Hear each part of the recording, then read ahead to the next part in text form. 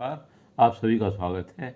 आज इस वीडियो के द्वारा मैं श्री अभिषेक कुमार जो वाराणसी के रहने वाले हैं उनके द्वारा अपनी बर्थ डिटेल भेजकर ये प्रश्न किया गया है कि मैं क्या व्यापार करें या नौकरी, कौन सी चीज़ ठीक रहेगा। उनके द्वारा बताए गए समय के अनुसार जो उनकी लगन कुंडली बनती है मीन लगन की बनती है, जो आपके सामने है। पहले भाव में चंद्रमा है, दूसरे भाव में केतु है, तीसरे भाव में शुक्र है, चौथे भाव में सूर्य बुध हैं और सप्तम भाव में मंगल गुरु हैं और भाग्य स्थान में राहु हैं और 12वें भाव में शनि है। इस तरह आपकी कुंडली की स्थिति है। देखिए, मीन लगन की कुंडली है ये, और लग्नेश और ये कर्मेश यानी जिसे दशमेश कहते हैं का स्वामी होकर, केंद्र भाव का स्वामी होकर के ये केंद्र में ही सप्तम भाव में मंगल के साथ बैठे हुए हैं तथा यहाँ बैठकर लगन को, अपने घर को देख रहे हैं तथा मंगल भी भाग्येश होकर और धनेश होकर के सप्तम भाव में बैठे हुए हैं और दशम भाव को चौथी दृष्टि से देख रहे हैं तथा शुक्र की दृष्टि भी इस घर पर दशम भाव पर पड़ रही है। अर्थात दशम भाव का संबंध गुरु से, मंगल से, शुक्र से होने के कारण ऐसे लोगों को जो कार्य होता है, क्योंकि हमें कार्य ही देखना है इन दोनों भाव से, इससे और इससे, तो ऐसे लोगों को कानून के क्षेत्र से जुड़ सकते हैं, सिविल इंजीनियरिंग से जुड़ सकते हैं, रियल इस्टेट से जुड़ सकते हैं और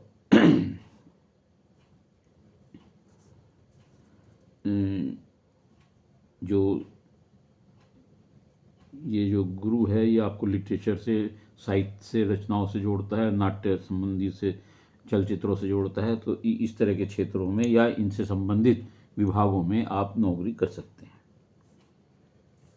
सूर्य और बुध आपके पंचम भाव में हैं, ये शुभ होता है, बुधादित्य योग बनता है।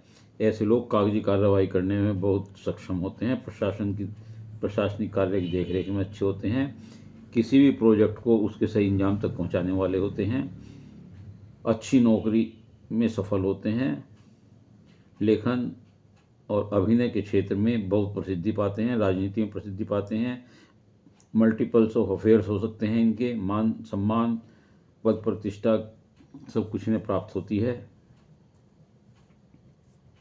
राहु जो इनके भाग्य स्थान में बैठे हुए हैं वे विदेश योग बताते हैं और बुद्धिमान और धनी बताते हैं, अंतर्राष्ट्रीय यात्राएं देते हैं इन्हें और भाग्य ऐसे लोगों का साथ देता है। केतु तीसरे भाव में बैठ करके धन देते हैं, धन की समस्या नहीं होने देते, अज्ञात भय इन्हें हमेशा बना रहता है, मानसिक चिंता बनी रहती है, ससुराल से, दोस्तों से इन्हें लाभ मिलता है, छोटी छोटी चोट लगने का भय बना रहता है, सिर में दर्द रहता है। 45 वर्ष की अवस्था के बाद ऐसे लोगों को धन की हानि होने की संभावना रहती है। इसलिए ऐसा कहा जाता है कि ऐसे लोगों को व्यापार में इन्वेस्टमेंट नहीं करना चाहिए, क्योंकि 45 साल के बाद उन्हें अचानक झटका लग सकता है।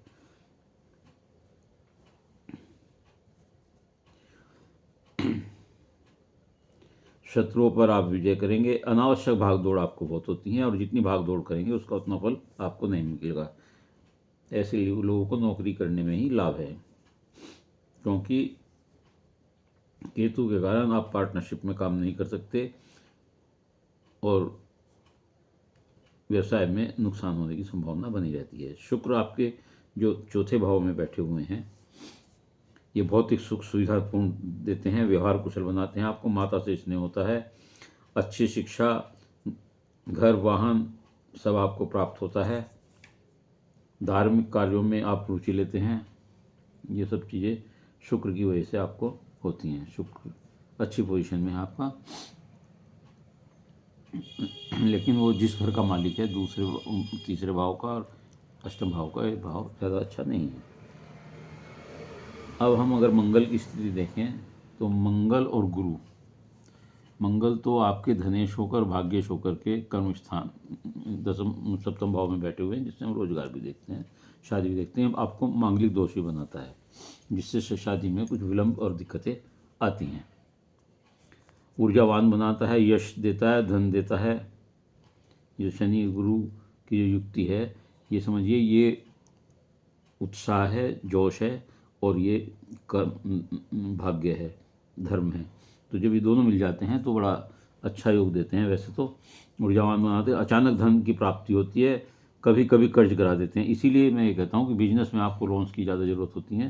तो आपको कर तो आप दोनों ही कर सकते हैं, लेकिन आपको नौकरी ज़्यादा सुटेबल होगी। वैवाहिक जीवन आपका मांगलिक होने की वजह से थोड़ा सा शुरू में कष्टकारी जरूर होगा। जीवन साथी आपको सपोर्ट भी करेगा, राजनीति अच्छी रहेगी, अच्छी नौकरी मिल सकती है। पॉजिटिव थॉट बनाते हैं ये दोनों ग्रह यहाँ बैठकर आपके पॉजिटिव थॉट बनाते हैं। चंद्रमा जो द्वितीय भाव में बैठा हुआ है मंगल के घर में, ये आपको सुंदर आकर्षक बनाता है, भावुक बनाता है, और वाक्पटुता देता है, और प्रभावशाली व्यक्तित्व देता है आपका। और ये पंचमेश का स्वामी होकर यहाँ बैठा हुआ है, तो ये भी अपने आप में एक अच्छी चीज़ है। शनि को अगर हम देखें तो शनि 12वें भाव में बैठे हुए हैं, ये यहाँ बहुत अच्छा नहीं माना जाता। पिछले जन्मों के कर्मों का फल देते हैं, जैसे हमने कम किए हैं। कार्यों में देरी होना, कंजूसी के कारण कार्यों में हानि होना, विदेश यात्रा देते हैं, घर से दूर कर देते हैं, घर से दूर रहकर कार्य करा जाता है। धर्म में रुचि, दान की प्रवृत्ति बनाते हैं। कम नींद आती है ऐसे लोगों को, आंखों में कोई परेशानी हो सकती है। लेखन सफलता है, एकांकी जीवन बिताना नहीं अच्छा लगता है। बाईं आंख और बाएं पैर में कुछ दिक्कत हो सकती है। ये भाव अस्पताल का भी है, जेल का भी है, ट्रस्ट का भी है, धर्म से मतलब है धर्म। तो ऐसे लोगों को जेल विभाग में, कारागार विभाग में, अस्पताल हॉस्पिटल्स में, या ट्रस्ट से संबंधित किसी संस्था में नौकरी होने का या उनसे जुड़े रहने का संभावना बनती है। इस प्रकार आपकी कुंडली का अगर हम विश्लेषण करें तो अगर आप काम करते हैं तो रियल इस्टेट का है, फिल्म इंडस्ट्री की तरफ का है, इस तरह का काम आप कर सकते हैं, वो बहुत अच्छा आपको रहेगा। कानूनी क्षेत्र में आप वकालत भी कर सकते हैं, ये इसे नौकरी भी कह सकते हैं, प्रोफेशन वो भी कह सकते हैं। तो और वैसे आपको नौकरी अगर करें तो बहुत अच्छा रहेगा।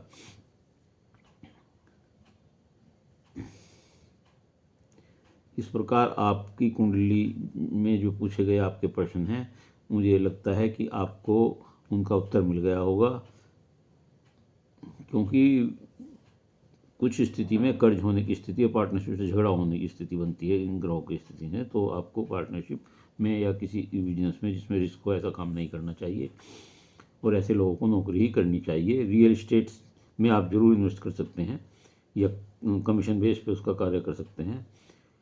तो उम्मीद है कि आपको अपने प्रश्नों का उत्तर मिल गया होगा। यदि आप इससे संतुष्ट हों तो इसे मेरी वीडियो को लाइक करिएगा, शेयर करिएगा, और कमेंट्स बॉक्स में जाकर अपने विचार लिखिएगा। इसके अलावा यदि किसी और का कोई प्रश्न हो तो वह मेरे चैनल को सब्सक्राइब करते हुए अपनी डिटेल भेजकर अपना एक प्रश्न पूछ सकता है। उत्तर उससे दूंगा, निःशुल्क सेवा है, लेकिन उत्तर के लिए आपको धैर्य रखना पड़ेगा, क्योंकि मैं नंबर काट कर जवाब नहीं देता। धन्यवाद।